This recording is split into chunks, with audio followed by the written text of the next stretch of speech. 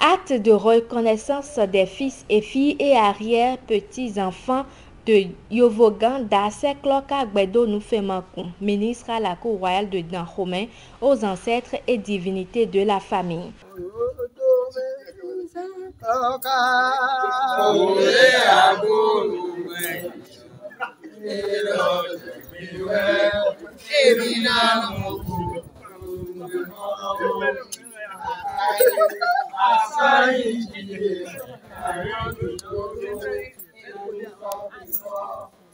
C'est une manière pour les enfants de se retrouver chaque année en famille pour remercier leur grand-père pour les succès qu'ils connaissent dans la vie.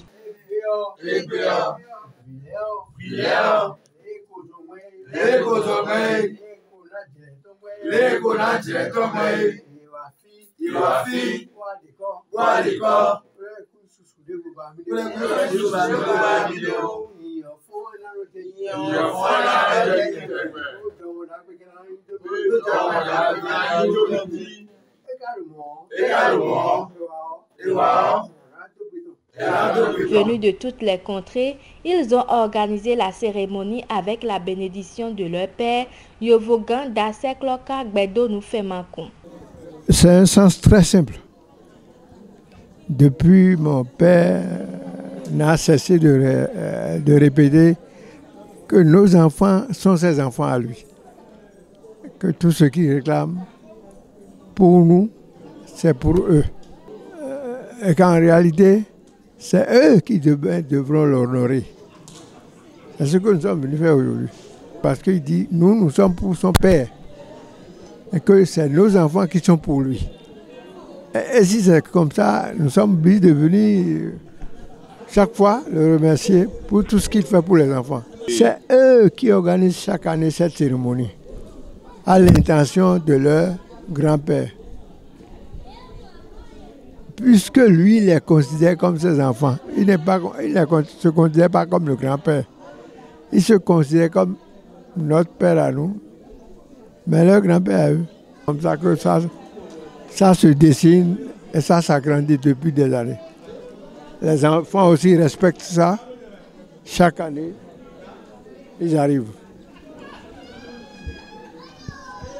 Le remercier pour toute la grâce qu'il leur a accordée au cours de l'année. Des enfants ont traversé l'océan pour être au rendez-vous dans la famille Sekloka. Ils en tirent chaque année des bénédictions, raison pour laquelle les enfants Sekloka organisent cet acte de gratitude envers leur grand-père, Delimambou. C'est une cérémonie qu'on fait ça tous les ans. Et le but de cette cérémonie, c'est de remercier nos ancêtres. Et surtout notre grand-père, Delimambou. On le remercie pour tout ce qu'il fait pour nous. Tout ce qu'il fait pour nous, pour notre paix, bonheur, joie, succès dans la vie. Donc c'est une cérémonie annuelle pour l'honorer, pour le remercier. C'est quelque chose qui se passe de père en fils. Et c'est quelque chose de très très important dans notre famille, Sekloka, où le père est quelqu'un de fondamental. Le père, c'est la référence. Le père, c'est toujours toujours du père dans la famille Sekloka. Quand chez nous, le père est un idole. Moi, c'est ce qu'on m'a raconté, c'est ce qu'on a toujours fait chez moi, que je suis en train de faire. Ça s'appelle Nenoussi, du nom de la cérémonie qu'on fait. Notre grand-père nous a toujours dit, notre grand-père Delimambou, le père à mon père, qu'il faut toujours rendre grâce aux ancêtres et par la cérémonie de Nenoussi. Et on essaye, nous qui ne sommes pas toujours ici tout le temps, quand nous rentrons au pays, nous essayons de faire cette cérémonie pour remercier les ancêtres d'avoir veillé sur nous pendant toute l'année. Donc, on a pris l'habitude de faire cette cérémonie chaque année. Si je résume, quand je fais les plus, les moins, à la fin de l'année, j'ai toujours un plus. Voilà. Et que je sais que quand je fais la cérémonie, chaque année, je ne suis jamais en négatif, j'ai toujours plus chaque année. Donc, ça veut dire que ça a un sens et que les ancêtres entendent, écoutent nos prières. Allez penser à nos aïeux et leur rendre hommage un peu, d'une façon ou d'une autre. Quand tu fais quelque chose auquel tu crois fermement et que à chaque fois que tu le fais, tu as les retombées qui vont avec, que tu ne te retrouves pas dans des situations, ou quand tu te retrouves dans des situations difficiles, que tu fais appel à ceux-là, c'est-à-dire tes aïeux, mais ce n'est pas parce que les gens ont diabolisé ce que nous avions chez nous que ça voudrait dire que ce n'est pas le chemin à suivre. Non, ce n'est pas du tout le cas. La preuve, je dis et j'insiste là-dessus, quand je fais mon bilan à la fin de chaque année, je vais toujours de l'avant. Le groupe folklorique Manaroun a presté pour replonger les enfants et petits-fils Sekloka dans la culture de Dahomey. Sekloka,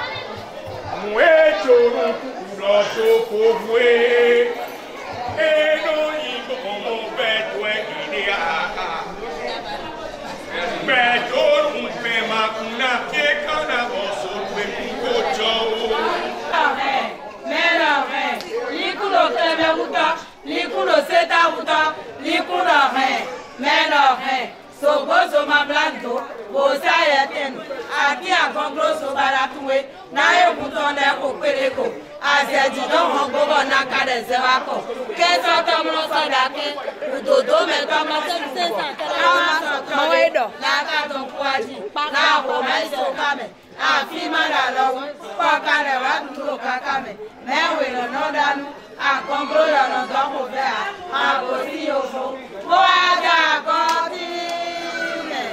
Minga Puebla.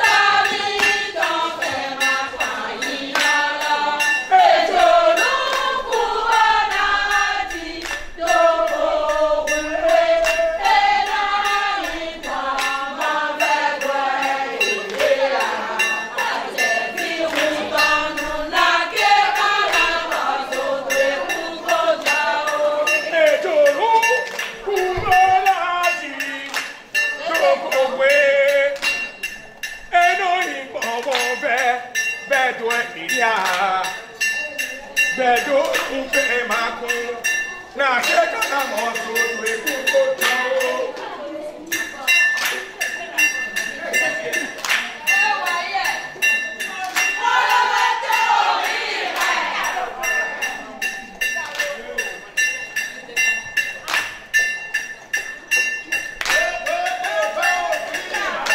Edo ejolu kubara tito kowe pemaku eno ikomo bedwe iria mi da che bi fun torun na kieka aboso toy fun koto ko edo kane me betido more asino mana ahuna iga oko umekaye gohun mi junto você untura imon ọgbà asọdi ìjẹbọ unto nayi inọjọ sila mekere meketọjà kwa wanoweruji bọlọ ètò fúnẹ àhókájà túnjí